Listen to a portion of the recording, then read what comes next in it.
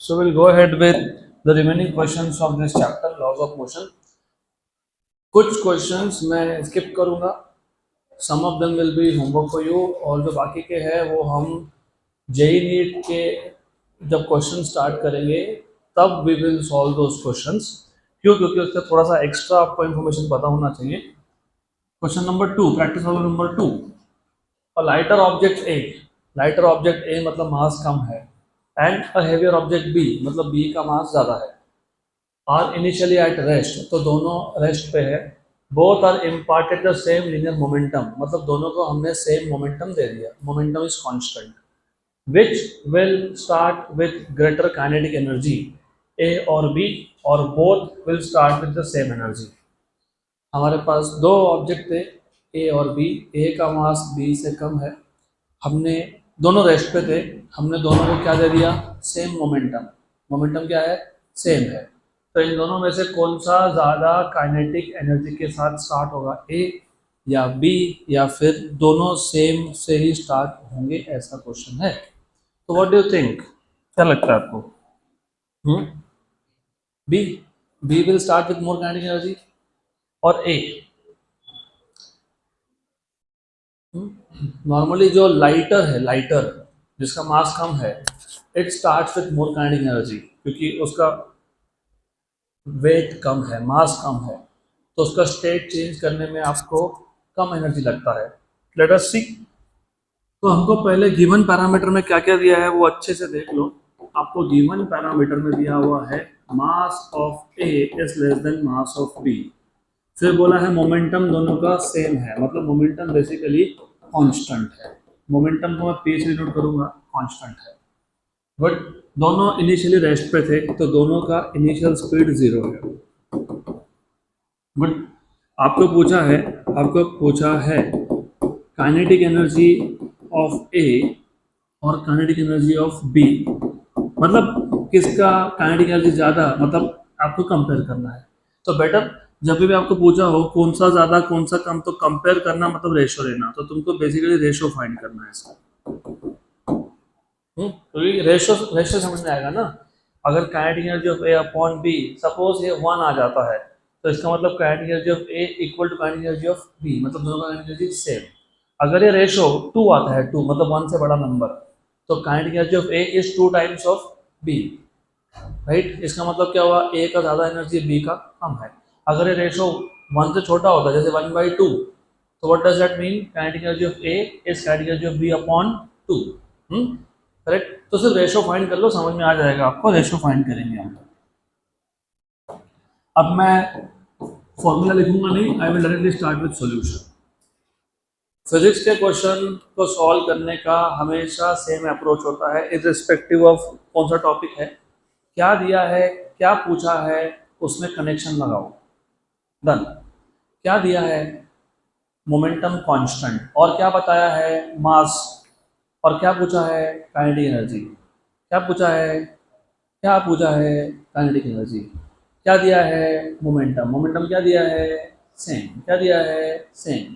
मास का इंफॉर्मेशन दिया है क्या? यस। तो आपको ऐसा इक्वेशन बनाना है जिसमें मोमेंटम, मास और काइनेटिक एनर्जी तीनों आ जाए, क्योंकि मोमेंटम कांस्टेंट है, मास का इंफॉर्मेशन दिया है और काइनेटिक एनर्जी पूछा है। तो कैसे बनाओगे? Simple. You know what is kinetic energy का जनरल इक्वेशन? Half mv²। पक्का पक्का, श्योर श्योर। अगर मैं इस इक्वेशन को मास से मल्टीप्लाई डिवाइड कर लेता हूँ, मास से मल्टीप्लाई डिवाइड कर लिया, तो क्या बन गया? m² अपॉन नीचे एक और m, क्योंकि हाफ mv² था, सिर्फ मैंने मास से मल्टीप्लाई और डिवाइड कर लिया, तो क्या हो गया? 2m नीचे और ऊपर क्या आ गया? mv²। ऐसा क्यों किया? व्हाट इज मोमेंटम का फॉर्मूला? Mass into velocity. तो ये कौन है? मोमेंटम का स्क्वायर है। कौन है ये? मोमेंटम का स्क्वायर है। तो ये क्या है? p²/2m है। हमको किसका किसका किसका रिलेशन चाहिए था? मोमेंटम का मास और काइनेटिक एनर्जी का। बन गया क्या? यस। मोमेंटम क्या है? कांस्टेंट है। मैं नहीं बोल रहा हूँ, क्वेश्चन बोल रहा है। बोला क्या क्वेश्चन ने? 2 भी क्या है? कांस्टेंट है। इसका मतलब क्या हुआ? काइनेटिक एनर्जी और मास का रिलेशन कैसा हुआ? इनवर्स हुआ। Very good. इसका मतलब अगर मुझे kinetic energy of A upon kinetic energy of B ये फाइंड करना है, तो ये होगा mass of B upon mass of A. पक्का पक्का inverse relation, yes. Equation number 1, but do you know, what do you know, mass of A is less than mass of B. Therefore अगर इसको मैं शिफ्ट करता हूँ तो 1 is less than mass of B upon mass of A. इसका मतलब क्या होता है कि mass of B upon mass of A का रेशो 1 से क्या है, बड़ा है। क्या है, बड़ा है, ग्रेटर है ना। तुमको अगर ऐसा कंफ्यूजन होता है ना, चिंता मत करो।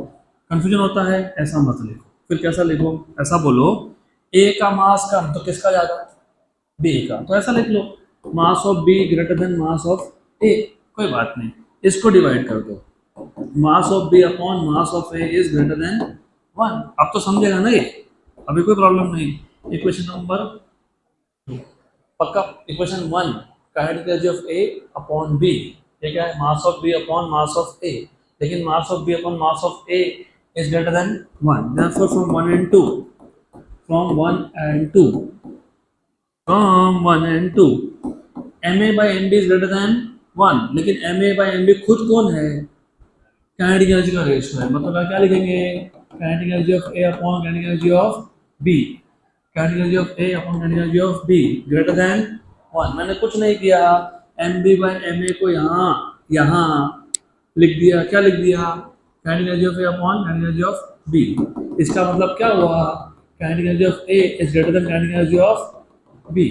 तो कौन ज्यादा काइनेटिक एनर्जी से स्टार्ट हुआ, ए की B, A. Kinetic of energy of A is greater than B, तो किसका ज्यादा, ए का।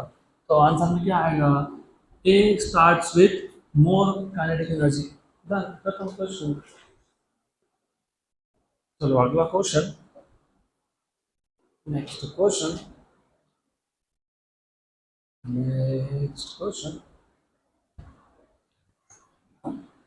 Question number 3। अब ये जो क्वेश्चन है, ये क्वेश्चन पहले रीड कर लेते हैं, लेकिन इसको सॉल्व करने के लिए कुछ एक्स्ट्रा इन्फॉर्मेशन लगेगा जो मैं जेईई की क्लास में पढ़ाऊंगा, लेकिन अभी भी बताऊंगा, सॉल्व करेंगे इसको हम लोग। एज आई वॉज स्टैंडिंग, मैं I was standing on a weighing machine inside a lift, it recorded 50 kilogram wait. तो मैं लिफ्ट के अंदर वेइंग मशीन पे खड़ा था, तो वेइंग मशीन ने मुझे मेरा वेट दिखा दिया 50 kilogram. Suddenly for a few second it recorded 45 kilogram weight. थोड़े टाइम के लिए it is showing me my weight is 45 kilogram. What must have happened during that time, उस समय में क्या हुआ होगा, क्यों कम दिखाया, मशीन खराब हो गया ऐसा नहीं, मशीन नहीं खराब, मशीन ठीक है। तो explain with complete numerical analysis, तो एक्सप्लेन करेंगे। मैं तुमको इसके साथ साथ ऑब्जेक्ट इनसाइड अ लिफ्ट के सारे ही केसेस करवा दूंगा, और इसके बाद से जो मैं तुमको ट्रिक बताऊंगा वो याद रखना। मैं वापस वो मंडे के दिन, मतलब अगला लेक्चर, उसमें वापस रिवाइज करवाने वाला हूँ ये सारा। बट रिमेंबर रिमेंबर रिमेंबर, पहली बार सीखो ऐसा सीखो, दूसरी बार जरूरत ना पड़े। तो I will tell you all the cases of object inside a lift, object inside a lift. तो हमारे पास एक ऑब्जेक्ट है जो एक लिफ्ट के अंदर है, तो let us take this as a lift, elevator lift. इसके अंदर एक ऑब्जेक्ट है। थोड़ा सा पहले बेसिक्स भी बता देता हूँ। ऑब्जेक्ट का जो वेट है, अगर ऑब्जेक्ट का मास m है, m, तो ऑब्जेक्ट का वेट है mg। ये होता है एक्शन किस पे, लिफ्ट के फ्लोर पे। Every action is equal but opposite reaction. तो लिफ्ट का जो फ्लोर है वो रिएक्शन करेगा, रिएक्शन होता है अपवर्ड डायरेक्शन में, नॉर्मल रिएक्शन। रिएक्शन हमेशा सरफेस को परपेंडिकुलर होता है, इसलिए इसको बोलते हैं नॉर्मल रिएक्शन। जो आपका एक्चुअल वेट है, एक्चुअल वेट, अभी ये वर्ड याद रखना है इसके आगे से, actual weight is always mg। जो आप रिकॉर्ड करते हो, जो आप मेजर करते हो, वो होता है r। तो एपरेंट वेट बोलते हैं उसको, उसको बोलते हैं एपरेंट वेट, या उसको बोलते हैं रिकॉर्डेड वेट। तो apparent weight is equals to r। What is your actual weight, mg। What is your measured weight, r। Apparent weight मतलब मेजर्ड वेट, वो क्या होता है, r। पक्का पक्का, श्योर श्योर। तो वेइंग मशीन आपको आपका एक्चुअल वेट नहीं बताता, वो आपको क्या बताता है, एपरेंट वेट, बराबर। अब अगर 3 ऐसे केसेस है जिसमें आर और एम जी की वैल्यू सेम होती है, 3 केसेस है। एक, lift is stationary, lift move ही नहीं हो रहा। दूसरा, lift is moving up with constant velocity, ऊपर जा रहा है लिफ्ट लेकिन वेलोसिटी कांस्टेंट है, मतलब एक्सीलरेशन क्या है, 0। तीसरा case, lift is moving down with constant velocity, lift is moving down with constant velocity. तो remember, if if lift is stationary, if lift is stationary or lift is moving up or down with constant velocity, velocity constant होना मतलब a equal to 0 होना, then ऐसे cases में हमेशा always r equals to क्या होता है, mg। Apparent weight equal to क्या होता है, एक्चुअल वेट। अभी क्वेश्चन इसलिए मैंने बोला कि पहले पढ़ना। As I was standing on a weighing machine inside a lift, it recorded as 50 kilogram weight. अब तक लिफ्ट मूव हुआ क्या, नहीं। तो ये जो 50 किलोग्राम वेट है ये एपरेंट वेट है, लेकिन ये एक्चुअल वेट भी है, क्योंकि जब तक लिफ्ट मूव नहीं हो रहा है आर इक्वल टू क्या होता है, mg। अब अगर लिफ्ट ऊपर जा रहा है विथ सर्टेन एक्सेलरेशन, रिमेंबर, ये भी इंपॉर्टेंट है। कोई भी ऑब्जेक्ट ऊपर या नीचे जब जाता है विथ एक्सेलरेशन, मैं कांस्टेंट वेलोसिटी की बात नहीं कर रहा हूँ, विथ एक्सेलरेशन, तो रिमेंबर, अगर कोई ऑब्जेक्ट ऊपर जा रहा है विथ एक्सेलरेशन a, तो रिजल्टेंट फोर्स ऊपर के डायरेक्शन में है। कोई भी बॉडी हो, चाहे वो लिफ्ट हो चाहे कुछ भी हो, कोई भी ऑब्जेक्ट ऊपर के डायरेक्शन में एक्सेलरेट तब होता है जब नेट फोर्स कहाँ हो, ऊपर। तो एक केस 2 बन गया, when lift is accelerating upwards, when lift is accelerating upwards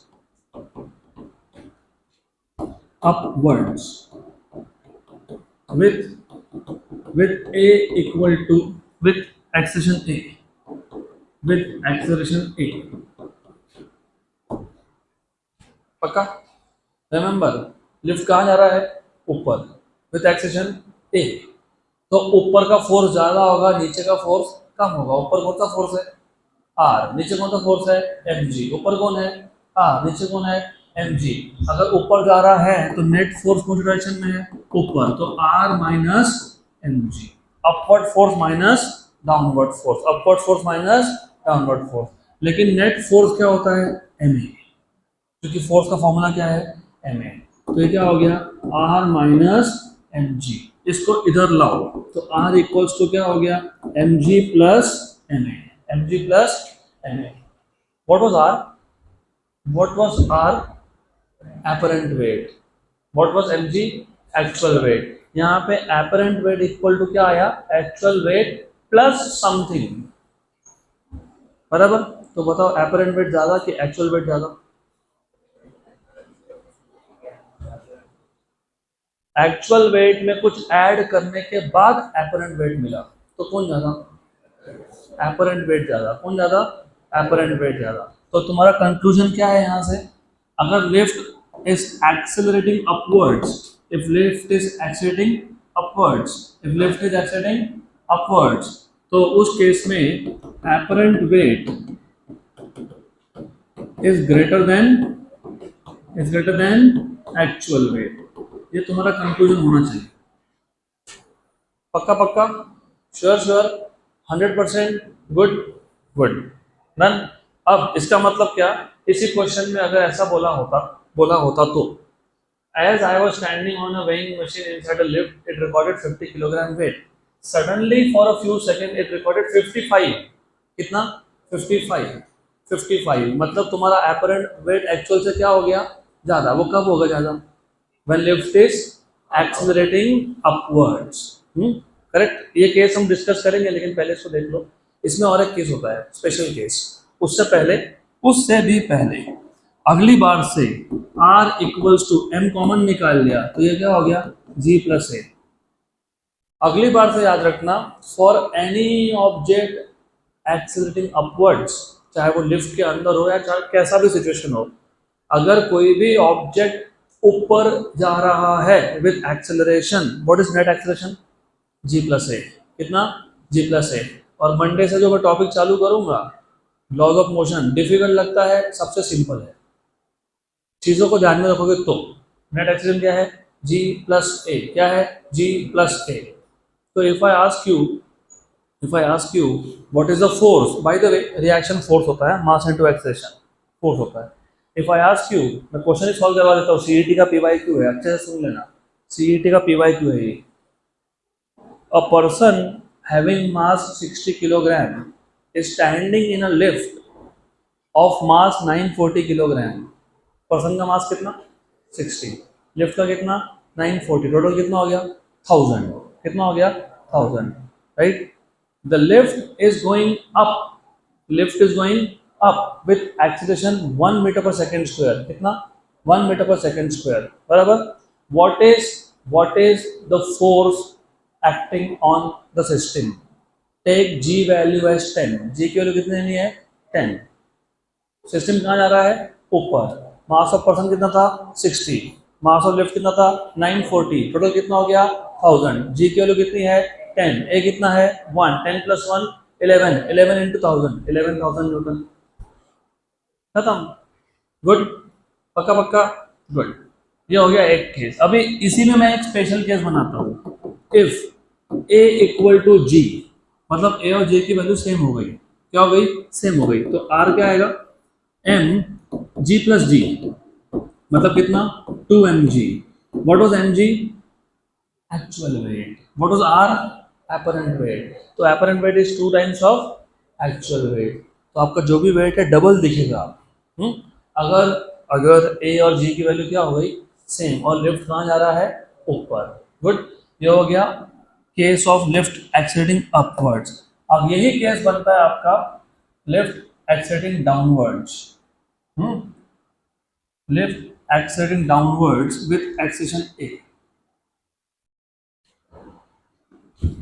और ये इंटरेस्टिंग भी है, ये वाला केस बहुत इंटरेस्टिंग है, समझेगा आपको क्यों क्यों क्यों क्यों बताता हूँ।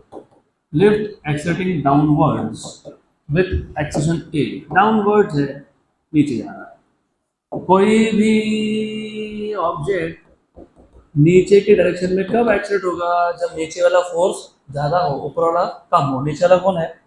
mg। ऊपर वाला कौन है? तो क्या लिखोगे? mg minus R. पीछे क्या लिखा था तुमने? r minus mg। अभी क्या लिखोगे? mg minus R. लेकिन फोर्स क्या होता है? ma इक्वल्स टू क्या होता है? mg minus R. तो r क्या आ गया? r इधर आया तो mg माइनस ma, बराबर। What is r? Apparent wait. What is mg? Actual weight. तो कौन ज्यादा कौन कम? एक्चुअल वेट में से कुछ माइनस किया तो एपरेंट वेट मिला, मतलब apparent weight is less than actual weight. तो apparent weight is less than actual weight, is less than actual weight. हाँ कि ना? ये है तुम्हारे क्वेश्चन का आंसर। एक्चुअल वेट था 50 kg, एपरेंट वेट है 45 kg। तो जो एक्चुअल वेट है उससे कम है एपरेंट वेट, तो लिफ्ट कहाँ जाना चाहिए? नीचे, विथ सम एक्सेलरेशन। अब वो कितना, वो कैलकुलेट करेंगे। मैं ये क्वेश्चन वापस सॉल्व करवाऊंगा, पहले इसको खत्म कर लेते हैं। We will solve that also, right. अब इसी को मैं ऐसा लिख सकता हूँ क्या? r equals to m g minus a. लिख सकता हूँ क्या? What is net acceleration? g minus a. तो जब भी एक सिस्टम नीचे जा रहा हो, what is net acceleration? g minus a. ये आपका सीईटी का सेकंड पीवाईक्यू है। Same question. A person of mass 60 kg is standing in a lift of mass 940 kg. The lift is accelerating down with acceleration of 1 meter per second square. What is the net force? 9000, क्योंकि ये 1000 है। 90 60 plus 940। g की value कितनी है? 10। a कितना है? 1। 10 minus 1 9, 9 into 1000 9000। एक साल ऊपर वाला केस दिया, एक साल नीचे वाला CET, हो गया ये क्वेश्चन खत्म। पक्का। अब आएगा मजा। ये तो ठीक है, तो फॉर्मूलाज है, फॉर्मूलाज है। अब अगर मैं A इक्वल टू जी कर लेता हूँ, तो R क्या बन जाता है पता है? G माइनस जी, मतलब कितना? Zero. Normal reaction zero. Normal reaction zero होने का मतलब पता है? किसी ने लिफ्ट का वायर ही काट दिया। Lift is falling, free fall, very good. Free fall है तो जो लिफ्ट के अंदर का ऑब्जेक्ट है ना, वो लिफ्ट के साथ कांटेक्ट छोड़ देता है, नॉर्मल रिएक्शन जीरो। उसको बोलते हो वेटलेसनेस। तो ऐसा लगेगा कि वेट ही नहीं है, आपका वजन ही नहीं है, there is no weight, weightlessness. पहले लिफ्ट नीचे आएगा, उसके अंदर का ऑब्जेक्ट कांटेक्ट छोड़ देगा, जैसे लिफ्ट नीचे गिरेगा, तुम अंदर हो तो पता नहीं क्या होगा, राइट? गुड। तो डेंजरस। अब एक और एक्स्ट्रा केस लेता हूं मैं।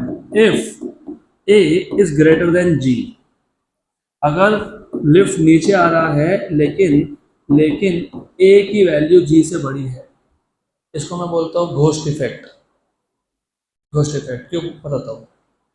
ए की वैल्यू जी से बड़ी, मतलब छोटे नंबर में से बड़ा नंबर माइनस कर रहे हो तो क्या होता है?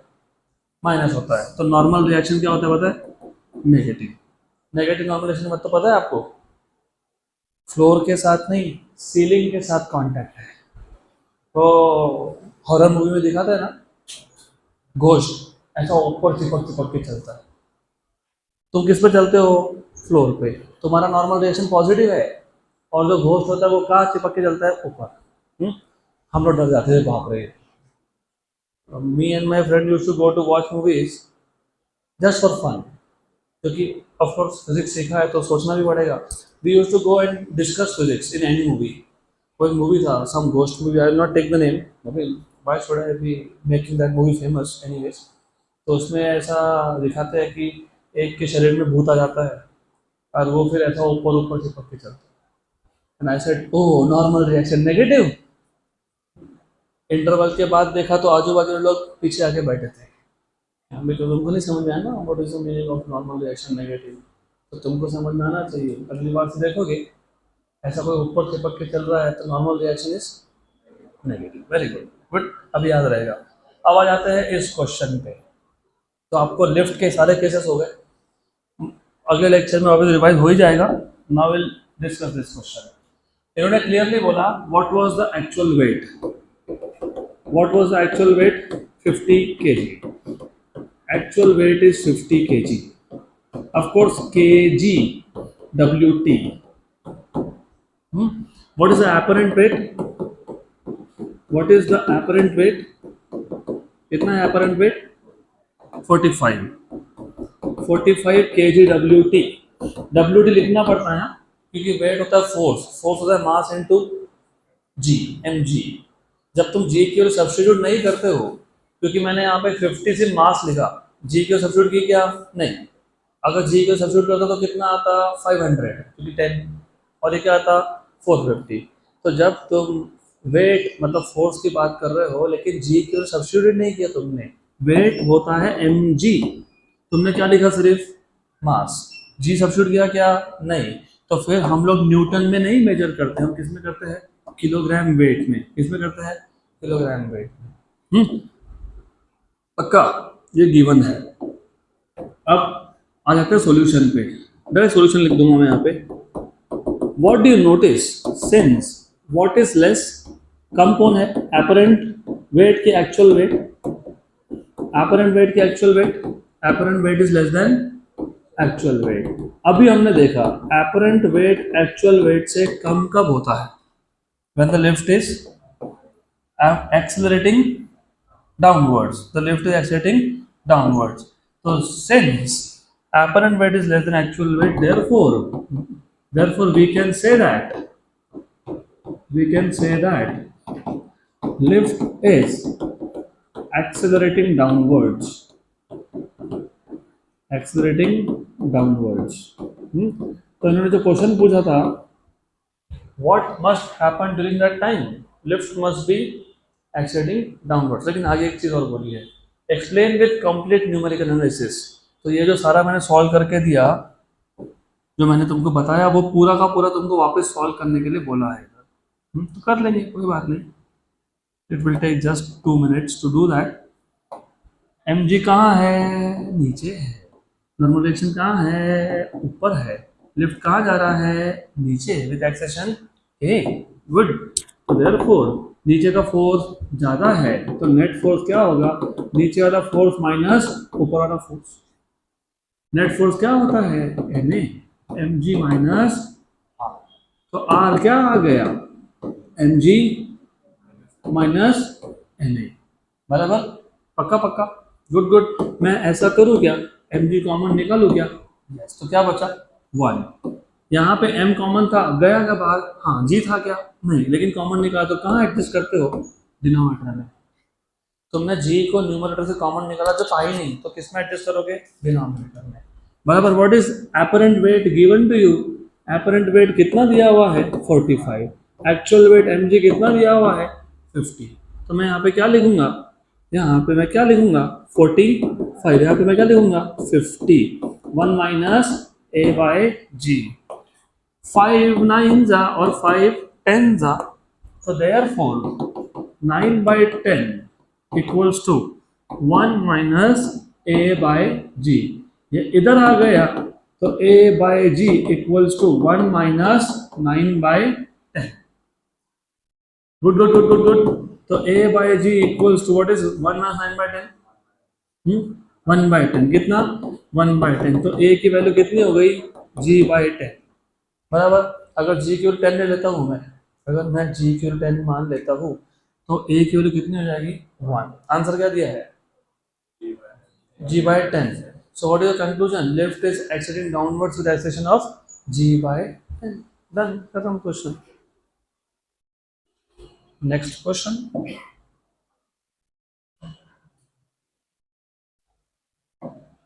हाँ, अभी ये जो क्वेश्चन है, question number 4, you must remind me this question when we study friction। Newton laws of motion के बाद जब फ्रिक्शन आएगा, तब मुझे ये याद दिला देना। It's a very good question. अभी बताने जाऊंगा तो कुछ ज़्यादा लेवल हो जाएगा ये, तो that is why you need to tell me during that time. ये क्वेश्चन सॉल्व करना है, रिमाइंड करवाना आपका काम है, क्योंकि अब तक लॉज ऑफ मोशन का हमने बेसिक भी नहीं देखा, ये बेसिक भी नहीं है, इट्स हेवी चैप्टर। तो याद दिलवा देना, तब देखेंगे। हाँ, ये क्वेश्चन इजी है, इजी। ये क्वेश्चन भी हमको एक्चुअली वर्क पावर एनर्जी में लेना चाहिए, तो ठीक है, डजंट मैटर, तब वापस रिपीट हो जाएगा। इट इज़ नॉट डिफिकल्ट, तो अभी अभी कंप्लीट कर लेते हैं। Power is the rate of doing work, वो तो वैसे पता भी है। What is power? Work done upon time. तो वही बोला है, power is the rate of doing work, मतलब power is work upon time, और the rate at which energy is supplied to the system. तो पावर के दो डेफिनेशन है, it is the rate of doing work या फिर it is the rate at which energy is supplied to the system. A constant force F is applied to a body of mass m। हमने एक body जिसका मास m था, उस पर एक constant force F लगा दिया। Power delivered by the force at time t from the start is proportional to time t के बाद कितना पावर डिलीवर हुआ इज प्रोपोर्शनल टू। इसी क्वेश्चन का एक दूसरा फॉर्म है, derive the expression for power in terms of F M and T. तो ये क्वेश्चन और ये क्वेश्चन, ये दोनों क्वेश्चन सेम क्वेश्चन है। अगर एमसीक्यू के फॉर्म में आया तो ऐसा आएगा, अगर शॉर्ट आंसर होगा बोर्ड्स में तो ऐसा आएगा, सेम है। हमेशा याद रखो, जो दिया है, जो पूछा है, उसमें तुमको एक रिलेशन बनाना है। जो नहीं दिया है उसको अज्यूम करके नहीं चलना है। तुमको ना वेलोसिटी के बारे में कुछ यहाँ बताया, ना तुमको एक्सेलेरेशन के बारे में कुछ बताया। बताया क्या? तो रिमेंबर, वर्क अपॉन टाइम में पावर होता है। तुमको पावर और टाइम का रिलेशन पूछा है। किसका पूछा है? पावर और टाइम का। तुमको इन्फॉर्मेशन सिर्फ दी है फोर्स और मास की। फोर्स कांस्टेंट है, ऐसा क्वेश्चन में बोला है, कांस्टेंट फोर्स। तो मैं स्टार्ट करता हूँ by writing down power equal to work upon time. यहाँ से क्यों स्टार्ट करें? कि ये बेसिक फॉर्मूला, ये सबको पता होता है। पक्का? गुड। अब आप बोलोगे कि फिर तो P is proportional to T आ गया ना, इनवर्स प्रोपोर्शनल टू T। पहली बात तो ऑप्शन नहीं है, देना चाहिए था। दूसरा, तुमको वर्क के बारे में कुछ नहीं पता, मैंने अब भी बोला, जब पता नहीं हो तो अज्यूम करेंगे वर्क कांस्टेंट नहीं। अगर मैं बोलता वर्क कांस्टेंट तो P और T का रिलेशन क्या था, inverse. But we don't know anything about work. What is work? Force into distance. पक्का? Sure, good. हमको पता है फोर्स कांस्टेंट है, यस, लेकिन डिस्टेंस तो कांस्टेंट नहीं है ना, डिस्टेंस तो चेंज हो रहा है। गुड। तो इन टर्म्स ऑफ एस चलेगा क्या? नहीं चलेगा। तो क्या करेंगे? Power equals to force into velocity. क्यों? क्योंकि what is distance upon time? Velocity.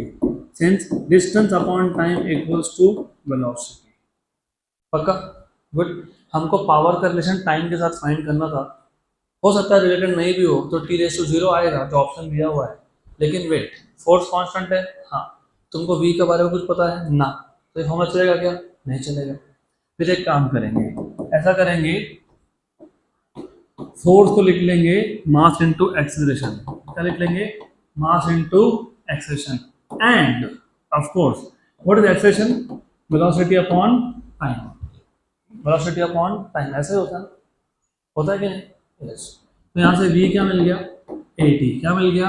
80। Equation number 2, equation number 3, from 1 to 3, from 1, 2 and 3। मैं शॉर्टकट्स भी ले सकता था, मेरे पास दूसरा मेथड भी है, I have a second method also, but I will not use that. I will not use that क्योंकि स्टेप बाय स्टेप तुमको परफॉर्म करना है वो। What is equation 1? Power, force into velocity. What is force? Force क्या है? Force क्या है? ma। क्या है? ma। और v क्या है? 80। v क्या है? 80। गुड। तो पावर क्या बन गया? ma²t। और मैं ये मेथड इसलिए भी बता रहा हूँ आपको, कुछ इंपॉर्टेंट फॉर्मूलाज तुम बाद में डायरेक्टली यूज कर सकते हो। मतलब तुमको अगर वर्क दिया है और टाइम दिया है तो पावर डायरेक्ट मिल जाएगा। अगर तुमको फोर्स और वेलोसिटी दिया है तो तुमको पावर यहाँ से मिल जाएगा। अगर तुमको मास, एक्सेलरेशन और टाइम दिया है तो तुमको पावर यहाँ से मिल जाएगा। ये सारे पावर के फॉर्मूला है। गुड। देन उसके बाद अब प्रॉब्लम क्या है? मास कांस्टेंट है, हाँ कांस्टेंट है, और रिलेशन P और T का पूछा है, T आ गया, हाँ आ गया, लेकिन A के बारे में तुमको कुछ पता है? नहीं पता है। You don't know A constant है कि नहीं है। तो जो नहीं पता उसको इक्वेशन से हटाना पड़ता है। कैसे हटाओगे बताता हूँ। मैंने अगर ऐसा किया, कैसा किया? ये था क्या? था। मैं ऐसा करूँ क्या? नीचे m लिखता हूँ, ऊपर क्या हो जाएगा? m²। Very good. What is m into a? What is m into a? 4। तो व्हाट इज m²? फोर्स का स्क्वायर। बराबर? पक्का पक्का। हमको फोर्स बोला है, क्या बोला है? कांस्टेंट है। बॉडी का मास तो वैसे भी कांस्टेंट होता है और बोला भी है, राइट। तो ये दोनों कौन है? कांस्टेंट है। अब ये ऐसा इक्वेशन बना जो सारे के सारे नोन पैरामीटर के टर्म में है। तो पावर ये कांस्टेंट है, तो power is proportional to T. Power is proportional to T. हो गया ऑप्शन नंबर ए। तो ये भी इम्पॉर्टेंट इक्वेशन है। अब अगली बार से जब तुम क्वेश्चन पढ़ोगे, पावर पूछा होगा तो पहले देख लेना क्या क्या दिया है। अगर वर्क और टाइम दिया है तो वर्क अपॉन टाइम, अगर फोर्स और वेलोसिटी दिया है तो फोर्स इनटू वेलोसिटी, अगर मास, एक्सेलरेशन और टाइम दिया है तो ma²t, अगर आपको फोर्स, टाइम और मास दिया है तो f²t/m। अगला क्वेश्चन, ये भी अच्छा क्वेश्चन है, गुड क्वेश्चन। यहाँ पे वर्क एनर्जी प्रिंसिपल यूज करना पड़ेगा आपको। Do you remember what was work energy theorem? याद है? वर्क एनर्जी थ्योरम याद नहीं है आपको तो कैसे होगा काम? तो यहाँ जान दो फिर। वर्क एनर्जी थ्योरम तुमको याद नहीं है तो मुझे वो रिपीट करवाना पड़ेगा, इसलिए फिजिक्स के क्वेश्चन सॉल्व नहीं होते। इसके लिए तुमको फिजिक्स समझ में नहीं आता। And I will be very honest, if you do not read तो नहीं समझ में आएगा, नहीं समझ में आएगा। कोई भी टीचर या कोई भी क्लास ऐसा क्लेम नहीं कर सकता तुम इधर आके बैठ जाओ तुमको मार्क्स मिल जाएंगे, नहीं मिलेंगे, क्योंकि तुम एफर्ट्स नहीं डालोगे तो नहीं मिलेंगे। सिंपल सा थ्योरम था, बहुत सिंपल सा थ्योरम था। थ्योरम ये था कि अगर मैं एक बॉडी पे वर्क कर रहा हूँ तो work is energy which can neither be created nor be destroyed. तो ये वर्क कहीं ना कहीं तो जाएगा। अगर एक ऑब्जेक्ट रेस्ट पे था और मैंने उस पर वर्क कर दिया तो ऑब्जेक्ट मोशन में आया, मतलब ऑब्जेक्ट का इनिशियल काइनेटिक एनर्जी जीरो था, लेकिन फाइनल जीरो है क्या? नहीं। तो work done on an object appears as change in kinetic energy, ये था work energy theorem. Work done on an object appears as change in kinetic energy. अगर मैं ऑब्जेक्ट ऑलरेडी मोशन में था, जिस डायरेक्शन में ऑब्जेक्ट मूव हो रहा था मैंने उसी डायरेक्शन में फोर्स लगा दिया, तो work done appears as increase in kinetic energy, क्योंकि जिस डायरेक्शन में मोशन हो रहा था मैंने उसी डायरेक्शन में फोर्स लगा दिया तो ऑब्जेक्ट का स्पीड बढ़ गया, तो काइनेटिक एनर्जी बढ़ गया, मतलब work done appears as increase in kinetic energy. अब उल्टा सोचो, ऑब्जेक्ट जिस डायरेक्शन में मूव हो रहा था तुमने अपोजिट डायरेक्शन में फोर्स लगाया, तो स्पीड क्या होगा? कम होगा, तो काइनेटिक एनर्जी भी क्या होगा? कम होगा, क्योंकि काइनेटिक एनर्जी किस पे डिपेंड करता है? स्पीड पे। तो work done appears as decrease in kinetic energy. अब तक हम देख रहे थे कि वर्क किस में कन्वर्ट हो रहा है? काइनेटिक एनर्जी में, लेकिन वर्क पोटेंशियल एनर्जी में भी कन्वर्ट हो सकता है। कैसे? एग्जांपल, मेरे पास एक ऑब्जेक्ट है जो नीचे है, मतलब ग्राउंड पे है, पोटेंशियल एनर्जी कितना है? जीरो। ठीक, अब मैंने वर्क किया, इसको उठाया और एक हाइट पे रख दिया। वापस क्वेश्चन वही है, ये जो वर्क हमने किया वो एनर्जी है which can neither be created nor be destroyed. कहाँ गया? It appears as change in potential energy. Height बढ़ा, इसके लिए पोटेंशियल एनर्जी बढ़ा, क्योंकि पोटेंशियल एनर्जी mgh होता है। पक्का?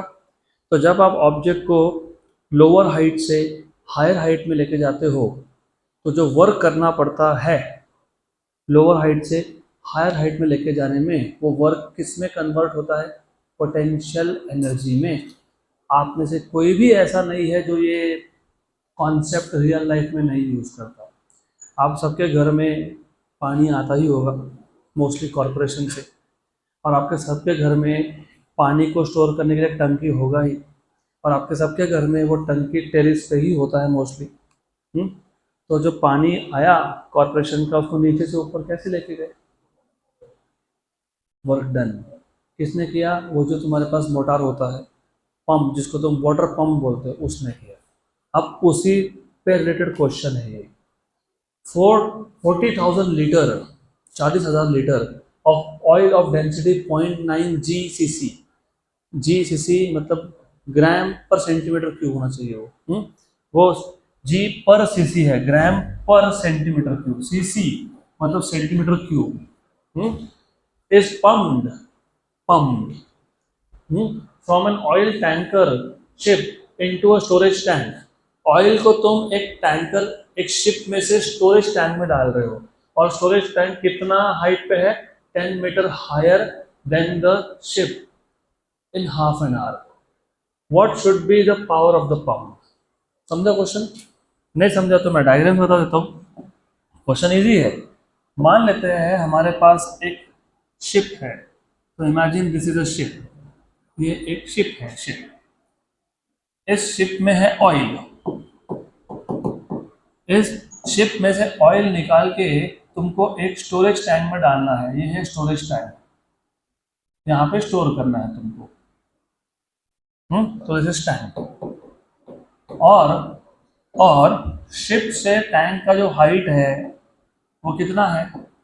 कितना है? 10 मीटर।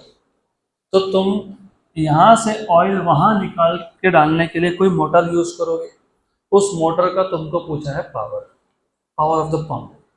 पक्का? Good, sure. अब हमको गिवन पैरामीटर में क्या क्या दिया है उसके हिसाब से हम इक्वेशन बनाएंगे। They have given you litre मतलब वॉल्यूम। लीटर क्या होता है? वॉल्यूम। ये तो पता होना चाहिए, जाते हो ना कोल्ड ड्रिंक ले तो पूछता है कितना लीटर दूँ, 1 लीटर 2 लीटर। दूध लेने जाते हो, दूध दे दो, कितना लीटर दूँ? 1 litre 2 litre. What is litre? Volume. What is litre? Volume. और आपको ये तो पता होना चाहिए, 1 लीटर नहीं पता तो मैं बता देता हूँ, वो भी मैं बता देता हूँ तुम, लेकिन अगली बार से ध्यान रखना। 1 litre is equal to 10⁻³ centimetre cube या फिर 10⁻³ मीटर क्यूब। 1 लीटर होता है 10⁻³ सेंटीमीटर क्यूब या फिर 10⁻³ मीटर क्यूब। ये कन्वर्जन फैक्टर याद रखना आप। गुड। ये तो देयरफॉर फिर वॉल्यूम क्या आएगा, व्हाट इज वॉल्यूम, 40,000, 40,000 मतलब 40 इंटू 1000 बराबर क्या, लीटर। 1 लीटर कितना है, 10⁻³ मीटर क्यूब बराबर। गुड। तो what is volume, 40 metre cube. पक्का पक्का। ये हो गया ऐसा यूनिट में। आपको डेंसिटी दिया है ऑयल का, डेंसिटी ऑफ ऑयल 0.9 ग्राम पर सीसी क्यूबिक सेंटीमीटर। मतलब बेसिकली ये जो सीसी है ना, इसको ऐसा भी लिखते हैं, सेंटीमीटर क्यूब, सीसी भी बोलते हैं बराबर। जो लोग गाड़ी चलाते हैं ना उनको पता होगा, CC 100 CC, 125 CC, 150 CC engine का कैपेसिटी होता है वो। गुड। एनीवेज, 1 ग्राम मतलब कितना किलोग्राम, 1 ग्राम मतलब कितना किलोग्राम, 10⁻⁻3। 1 सेंटीमीटर मतलब कितना मीटर, 10⁻²। उसका क्या करेंगे, क्यूब। क्या करेंगे, क्यूब। अब मैं डायरेक्ट बता सकता हूँ, आपको बताता हूँ, बता देता हूँ।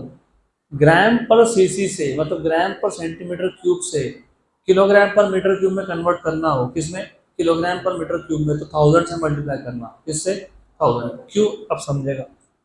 0.9 इंटू 10⁻⁻3, नीचे कितना है, 10⁻⁻6 किलोग्राम पर मीटर क्यूब। ये ऊपर गया तो कितना हो गया, 10⁻+6, 10⁻+6 से माइनस कितना हो गया, +3। तो क्या आया, 10⁻³ मतलब कितना, 1000। मैंने तो वही बोला ना आपको, ग्राम पर सीसी से मतलब ग्राम पर सेंटीमीटर क्यूब से अगर किलोग्राम पर मीटर क्यूब में कन्वर्ट करें तो किससे मल्टीप्लाई करोगे, 1000 से। हो गया। तो डेंसिटी इज 900 किलोग्राम पर मीटर क्यूब बराबर। उसके बाद ये जो हाइट था, हाइट ये कितना था, 10 मीटर। कितने टाइम में तुमने उसको पंप किया, हाफ आवर, हाफ आवर मतलब 30 मिनट, 30 मिनट मतलब 30 × 60 सेकेंड मतलब 1800 सेकेंड।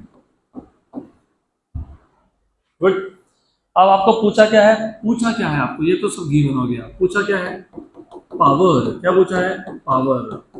राइट। अब आपको सिर्फ समझना ये होता है, क्या होता है, ये होता है कि हमको पावर का फॉर्मूला चाहिए इन टर्म्स ऑफ गिवन पैरामीटर।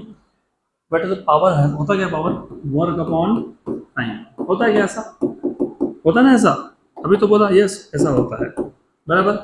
लेकिन मैंने अब भी बोला वर्क एनर्जी थ्योरम, अगर मैं ऑब्जेक्ट पे वर्क कर रहा हूँ तो वो वर्क दो तरीके से अपेयर हो सकता है, one change in kinetic energy या फिर चेंज इन पोटेंशियल एनर्जी। यहाँ पे आपने लिक्विड को नीचे से ऊपर उठा के रख दिया तो यहाँ पे work done appears as change in height, change हुआ तो पोटेंशियल एनर्जी।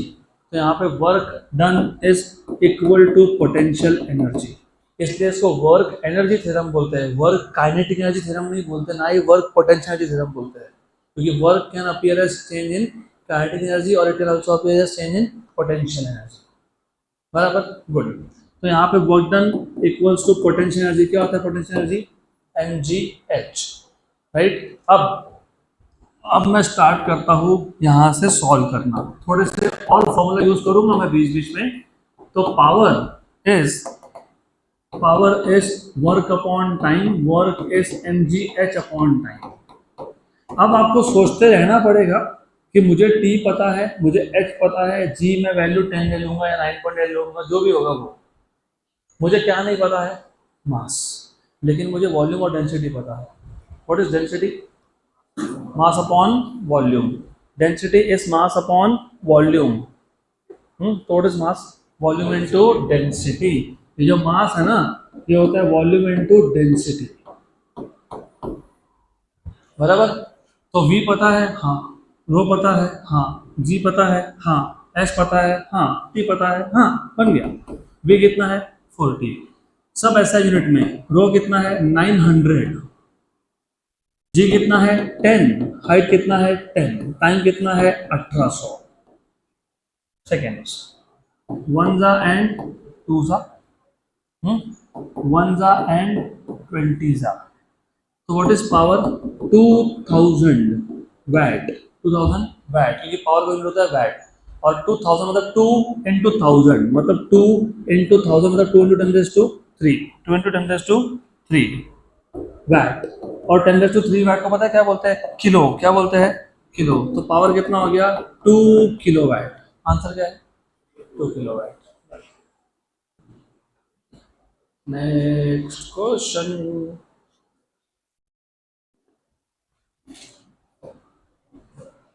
ओके, अब ये क्वेश्चन भी क्या जान दो, ये क्वेश्चन हम नेक्स्ट वीक में लेने वाले हैं, क्योंकि इसके लिए मेरे को और थ्योरी बताना है। वैसे ये लिफ्ट वाला जो केस था, लिफ्ट वाला केस, वैसा ही ये केस है। तो if you want to try you can try. से पता ये होना चाहिए, anybody going up, what is the resultant force? M G plus A, G plus A, G plus A. Okay good. करें क्या सॉल्व इसको?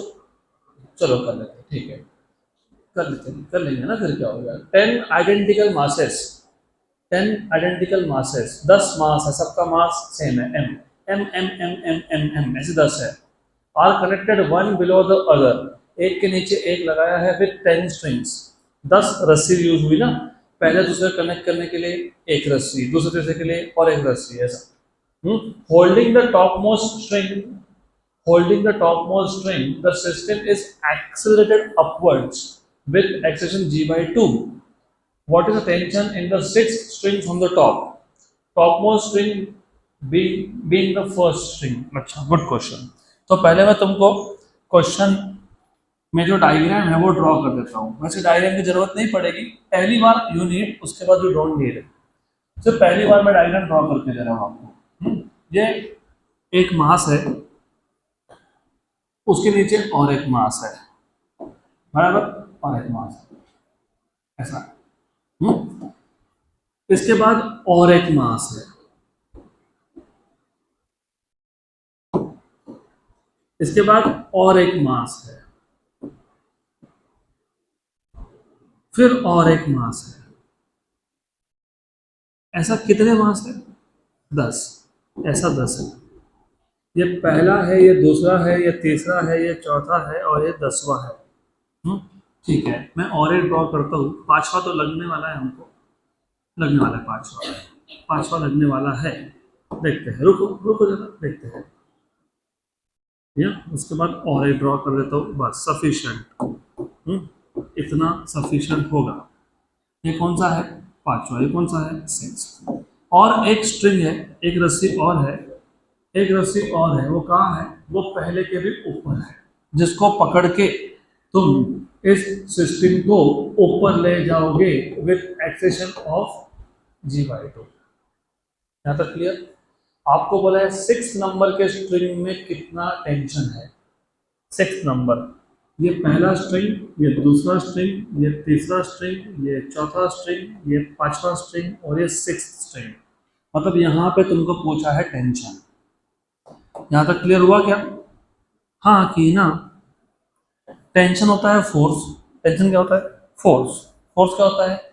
एम इंटू ए, M into ए। यहाँ पे ए नहीं, यहाँ पे जी प्लस है। क्यों जी प्लस है? सिस्टम कहाँ जा रहा है? ऊपर। तो टेंशन टी यहाँ फाइंड करना है, राइट? तो आपको अभी गिवन क्या पहले समझ लो। आपको गिवन में दिया हुआ है a equal to G by 2। आपको पूछा है tension in the 6th string.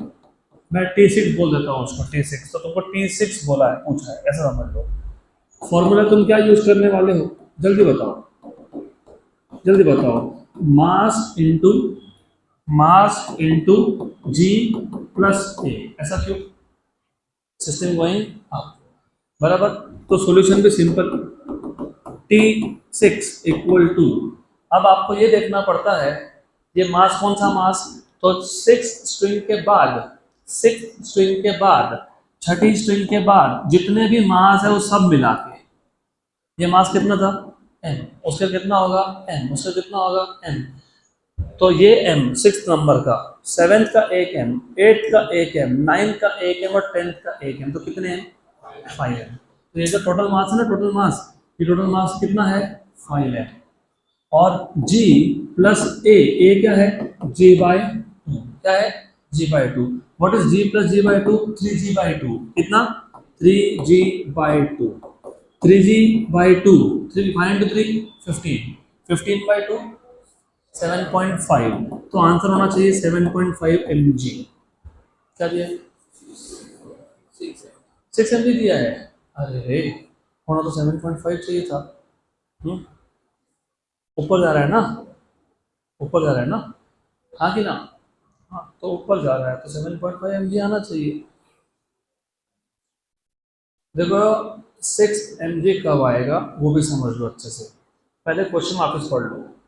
What is the tension in the six string from the top, top most string being the first, ऊपर से गिना 6 यहाँ पे, राइट, 6 के नीचे कितना मास है, 5 है, बराबर। अगर सेवेंथ में पूछा होता, सेवेंथ में पूछा होता तो यहाँ पूछा होता, उसमें से कितना मास होता, 4m, कितना होता, 4m, तो यहाँ पे क्या लिखता, 4m, 4 into 3 12, 12 by 2 6, तो 6 स्ट्रिंग में 7.5 mg ही है, 7 स्ट्रिंग में कितना है, 6 mg। गुड, अगला क्वेश्चन, नेक्स्ट क्वेश्चन,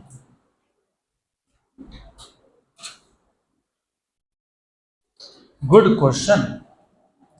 वैसे ग्रेविटेशन चैप्टर में भी आ सकता है सेम क्वेश्चन, क्योंकि ग्रेविटेशनल फोर्स पे ही क्वेश्चन है ये, ध्यान दो यहाँ पे, इंटरेस्टिंग क्वेश्चन।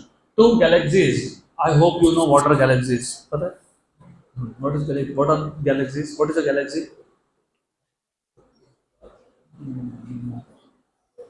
जैसे हमारा प्लैनेट एक स्टार के अराउंड रिवॉल्व होता है, राइट, हमारे स्टार के साथ जितने भी प्लैनेट्स हैं उसको बोलते हैं सोलार सिस्टम।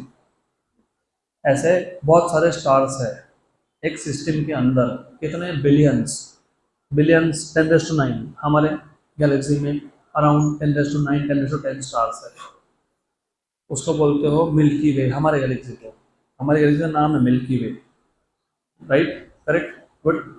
वैसे बहुत सारे गैलेक्सीज है इस यूनिवर्स में, कितने हैं, बिलियंस, एक गैलेक्सी में बिलियन स्टार, ऐसे बिलियन गैलेक्सीज, तो उसमें से दो galaxy, two galaxies of masses 9 billion solar mass. अभी सोलर मास क्या होता है बताता हूँ। देखो यूनिट्स ऑफ मेजरमेंट डिपेंड करता है तुम कितना क्वांटिटी मेजर कर रहे हो उसके ऊपर। तुम सोना लेने जाओगे ना, तुम ग्राम में मेजर करोगे, तुम अगर शक्कर, गेहूँ, राइस लेने जाओगे तो किस में करोगे, किलोग्राम में करोगे, बराबर। तुम बड़े बड़ी गाड़ी का मेजर करते हो तो टन में करते हो, 1 टन इज 1000 किलोग्राम, बराबर, करेक्ट, राइट। तो जितना ऑब्जेक्ट बड़ा होता जाता है हमको यूनिट चेंज करना पड़ता है। हमारे स्टार का, सन का मास जितना भी होगा, वैसे वो जो भी वैल्यू है उसको बोलते हैं 1 सोलर मास। क्या बोलते हैं, 1 सोलर मास। तो अगर मेरे पास वैसे 2 स्टार है तो उसका मास कितना हो गया, 2 सोलर मास, 3 है तो 3 सोलर मास। हमारे गैलेक्सी में जितने भी टोटल स्टार है सबका मिला के कितना मास, 9 बिलियन सोलर मास। ये एक गैलेक्सी, और दूसरे का कितना मास है, 4 बिलियन सोलर मास। मतलब तुमको गिवन पैरामीटर में पहले गैलेक्सी का, पहले सिस्टम का मास कितना दिया है, 9 बिलियन, मतलब 10⁶, है ना, गलत, 9, वो मिलियन होता है, ये बिलियन होता है। सोलार मास इसको लिखते हैं ms, सोलार मास। और सेकेंड गैलेक्सी का कितना मास है, 4 बिलियन सोलार मास, बराबर, गुड। ये दोनों गैलेक्सी कितने दूर है, 5 मिलियन लाइट ईयर्स, कितने दूर है, 5 मिलियन लाइट ईयर्स, बराबर। वैसे अगर तुमको पता होगा हमारे गैलेक्सी से नियरेस्ट गैलेक्सी कौन है, एंड्रोमेडा, पता है कितना दूर है, 2.3 मिलियन लाइट ईयर्स। मतलब पता है उसका, उसका मतलब समझा, उसका मतलब ये होता है कि जो एंड्रोमेडा गैलेक्सी को तुम आज देख रहे हो वहां से लाइट 2.3 मिलियन ईयर्स पहले निकला था, अभी पहुंचा।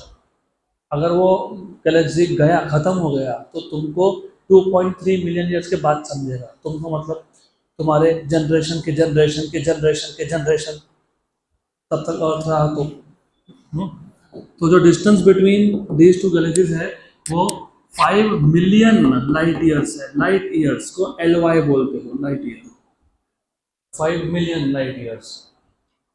If the sun has to cross the line joining them, मतलब अगर मेरे पास ये एक गैलेक्सी है और यहाँ पे एक दूसरा गैलेक्सी है, इन दोनों गैलेक्सी को एक लाइन ज्वाइन कर रहा है, इमेजिनरी लाइन, और सन को इस लाइन को क्रॉस करना है। क्या करना है?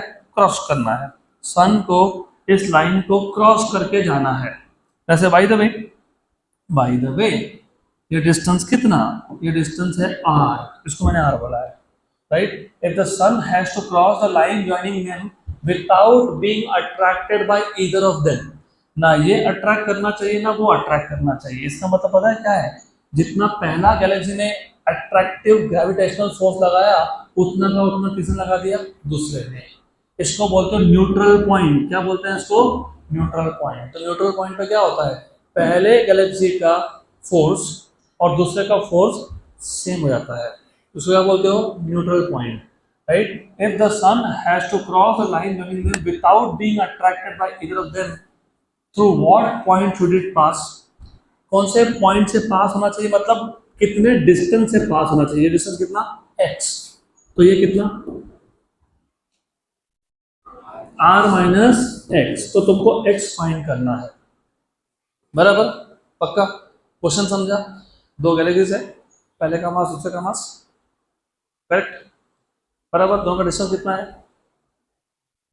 5 मिलियन लाइट ईयर। उसके बीच में से किसको पास होना है? सन को। कैसे पास होना है? सो दैट ना एक पहला गैलेक्सी अट्रैक्ट कर रहा है ना दूसरा, तो उस पॉइंट को न्यूट्रल पॉइंट बोलते हैं। न्यूट्रल, वहां पे फोर्स जीरो हो जाता है। पहले ने जितना फोर्स लगाया उतना ही दूसरा ने लगा दिया, फॉर्मूला बन गया तुम्हारा फॉर्मूला। तुमको फाइंड करना है x, तुम्हारा बन गया फॉर्मूला। कैसे बन गया फॉर्मूला? मैंने अभी तो बोला, force due to first galaxy equals to force due to second galaxy. What is gravitational force? g, mass of first galaxy, mass of sun, mass of sun. क्योंकि पहले गैलेक्सी ने किसको अट्रैक्ट किया? सन को। यहाँ पे सन था ना, अपॉन डिस्टेंस कितना है? x square equals to g m2, mass of sun, क्योंकि सेकंड ने भी किसको अट्रैक्ट किया? सन को, अपॉन डिस्टेंस कितना? r माइनस एक्स का स्क्वायर, बराबर। Good good good good. ऐसा करते हैं, इसको फॉर्मूला एंड सॉल्यूशन बोल देता हूँ, कंबाइन कर देता हूँ मैं। Good. Cancel cancel cancel cancel, ठीक, गुड। बाकी ग्रेविटेशन चैप्टर में मैं इस टॉपिक को लेके और ज़्यादा बताऊंगा तुमको। ऐसा पॉइंट जहाँ पे दोनों फोर्सेस जीरो हो जाए, जिसको तुम न्यूट्रल फोर्स बोलते हो, उसका और एक तरीके से सॉल्यूशन आता है, वो ग्रेविटेशन में बताऊंगा। m1, what is m1? कितना है? 9 × 10⁹ अपॉन एक्स स्क्वायर, बराबर। m2 कितना है? m2 4 × 10⁹ r माइनस एक्स का स्क्वायर। 10⁹ 10⁹ cancel. Taking square root, square root 9 का स्क्वायर रूट कितना? 3, x का कितना? x, 4 का कितना? 2, ये कितना?